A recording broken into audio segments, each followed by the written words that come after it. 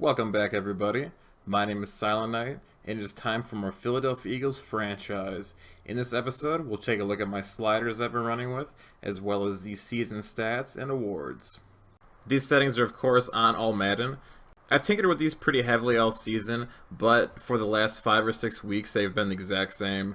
It's produced some great results. You lose, you win, you get solid stats, the defense shuts you down, you shoot down the other team. It seems the most realistic to me. Try them out, let me know what you think. All Madden. Have fun with it, guys. Let me know.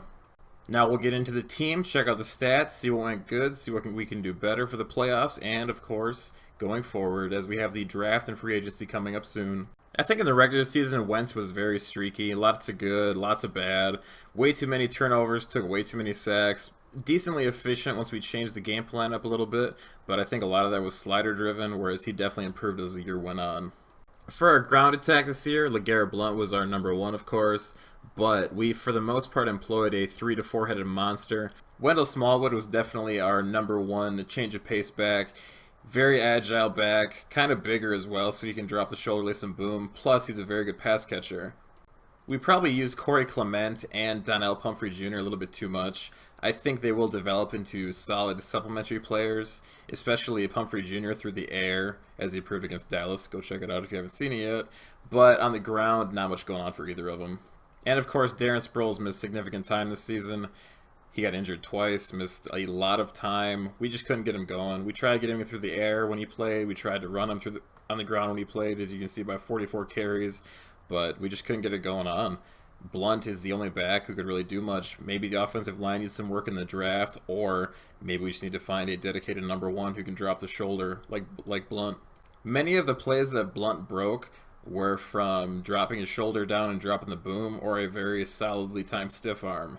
So that's to be considered looking at possible fill-ins, because I'm not sure if we're going to be able to get him again. He had a very solid year, he may want too much money, and he's not exactly young. So we'll have to definitely consider what we do with our running back position here in the offseason. What's to say about a receiving core? I mean, they definitely went as Carson went. When he had a great game, the receiving core really opened up. When Wentz struggled, our receivers struggled to get open. It's not much more to be said about that. I mean, the numbers show in the receptions and the yards. We definitely had some good games with a couple good players, but for the most part, this receiving core was very disappointing. I'm not sure if the routes that our offensive coordinator was drawing up weren't necessarily playing to the way our players can really mesh and gel, but the stats here are not very impressive. I mean, Zach Ertz had 44 receptions for less than 500 yards and only a couple touchdowns. His first touchdown came in, I think, week 8 or 9. Jeffrey did really turn it on here the last few games of the season, especially as Carson really turned it on. So he's probably looking at a 2 to 3 year prove-it deal, maybe even the franchise tag. We'll have to see what we can get negotiated. Torrey Smith was okay when he played. Nothing super remarkable. I mean, he did have a couple burners down the field where he smoked the corner. But for the most part, I'm not necessarily sure he does fit into this offense, especially because we kind of have the same player in Nelson Aguilar. When Torrey Smith went down, Aguilar really stepped up. He's definitely something to consider here going forward. Mentioning when Torrey Smith went down, Mac Hollins was an absolute monster. Great possessions. He met the end zone a couple times. He's got a vicious stiff arm. He knows how to get open. I think he may be the possible number 2 receiver, if definitely not the slot receiver here going forward. And of course, you can't forget about Trey Burton, who had an excellent season as our number 2 tight end and basically used him like a receiver. More to come from here going forward. Our offensive line really struggled to get the ground game open, as well as our left tackle and right tackle got blasted, giving up a ton of sacks. Very disappointing to see those two superstars in Lane Johnson and Jason Peters give up those kind of numbers. Nigel Bradham led our team in tackles with 93, followed by Fletcher Cox and Jordan Hicks. Really surprising because, of course, Fletcher Cox is a defensive tackle, and Jordan Hicks missed 4 games, at least 4 games. So for Bradham to lead our team by just a handful really speaks volumes to how well Jordan Hicks and Fletcher Cox played all season. Michael Kendricks played fantastic as well at other outside linebacker. He was very good in coverage and had a couple timely forced fumbles and sacks, as well as a very clutch safety, all of which kept us in a few games. Our defensive line as a whole was absolutely incredible. 17.5 sacks for rookie Derek Barnett, 17 for Brandon Graham, and 16.5 by Fletcher Cox.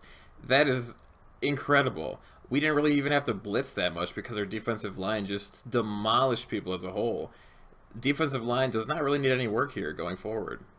6 interceptions for Jenkins, 6 for Darby, 4 for Sidney Jones, 4 for Jalen Mills, and 2 for Patrick Robinson and McLeod Jr. Our secondary definitely gave up some seriously huge plays and some very, very, very terrible pass defense. This team definitely likes to live by the big play and get burned by the big play. I'm definitely open to drafting or signing a high marquee free agent corner as well as safety at either position here.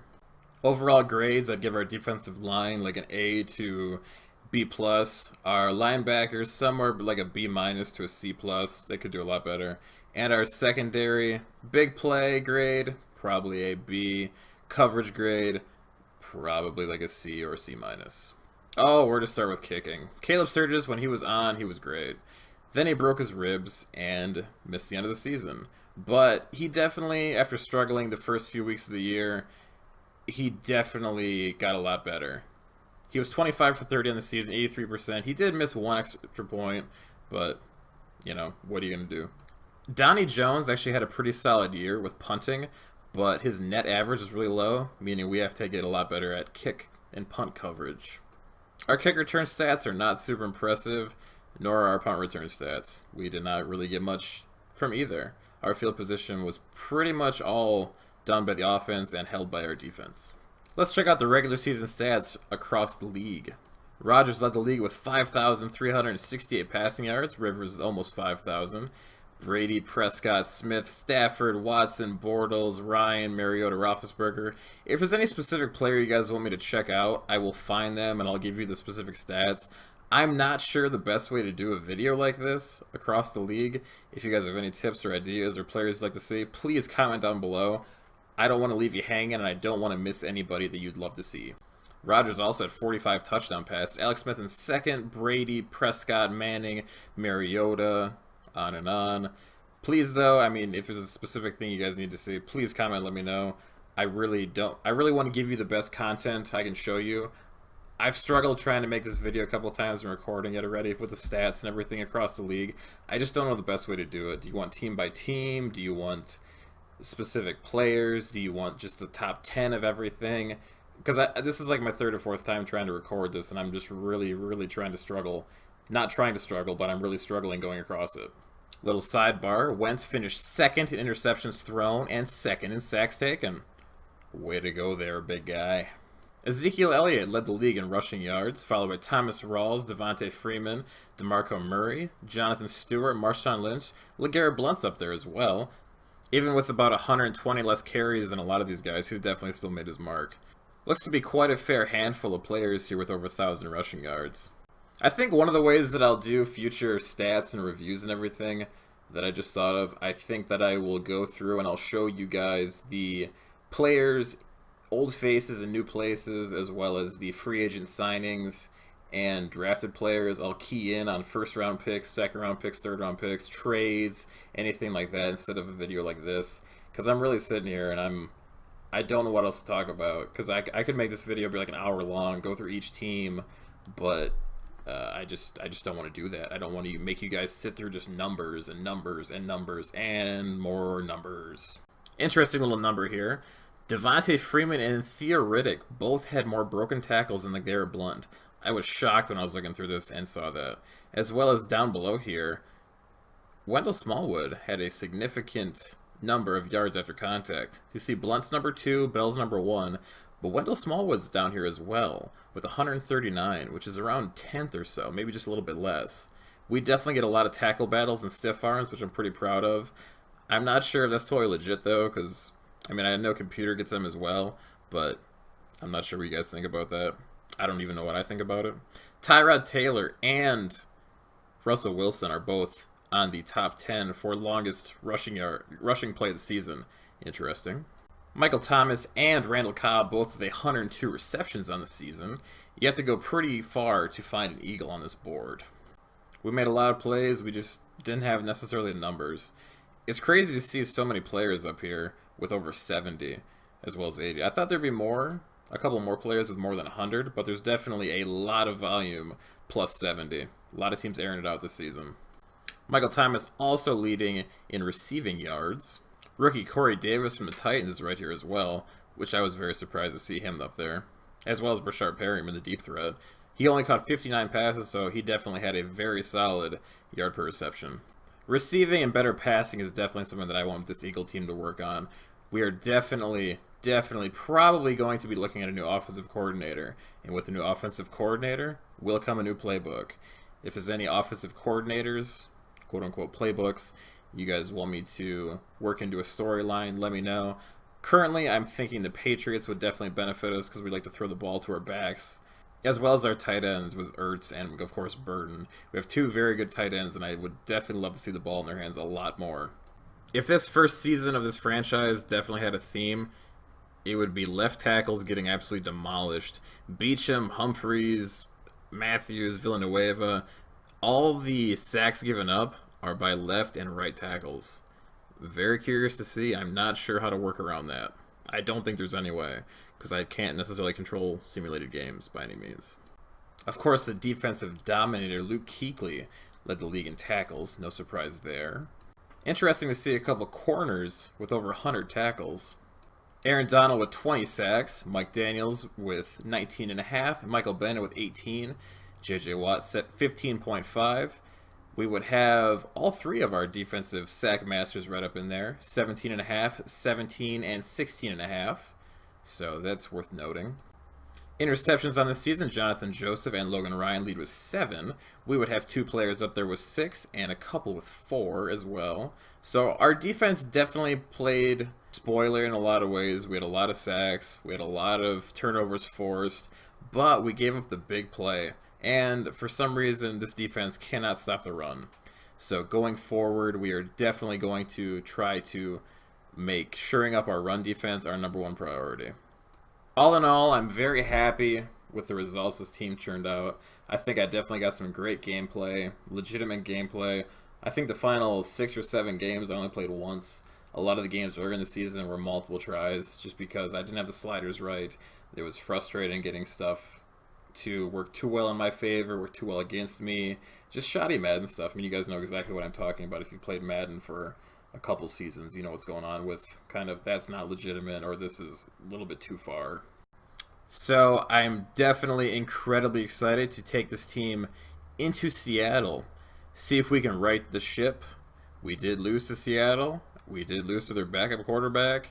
It was an incredible game, but we did end up taking the L. Russell Wilson absolutely terrifies me, definitely with the most recent Madden updates. Quarterbacks move a lot more in the pocket, as you guys saw by Dak last week. I think he had 3 straight rushes at one point, all of which I think gained a first down. I am terrified of Rusticulous.